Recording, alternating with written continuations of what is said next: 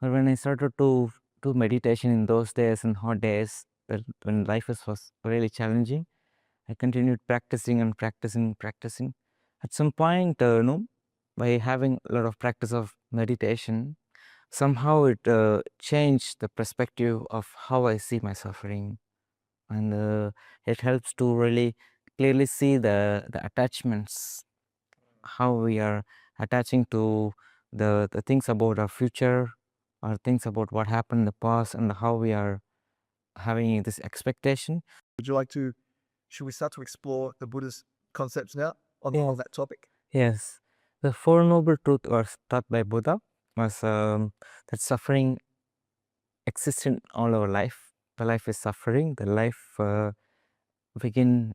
The life is start with suffering, and there is the origination of suffering, because we have suffering in our life, but there is the origination, often the suffering from a physical suffering, a physical pain, or a mental suffering that is coming from any change that is occurring in our life, or any conditioning that we develop unconsciously, or it could be the suffering that we are believing totally in certain things that is we can call mental formation.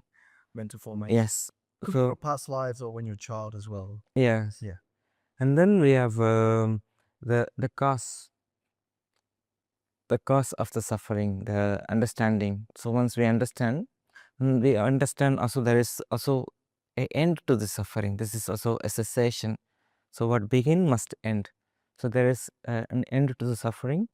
This was also mentioned by Buddha.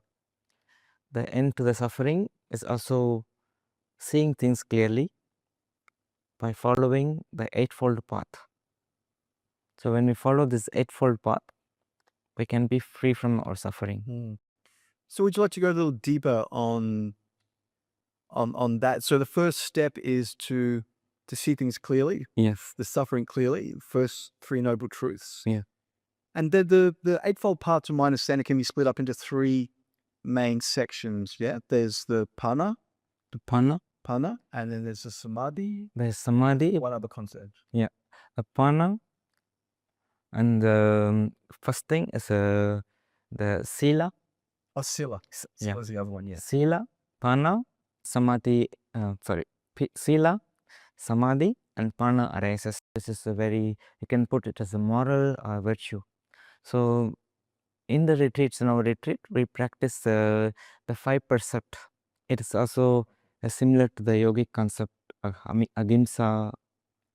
From Yeah. the Patanjali Yogis. Yes. Yeah. Okay. So here in the five precept, so where we don't kill anything, any animal, we don't harm any human, and we don't lie, and we don't involve in any sexual misconduct, and then we don't disturb our state of consciousness through any substance. I hope you found that information very interesting and inspiring.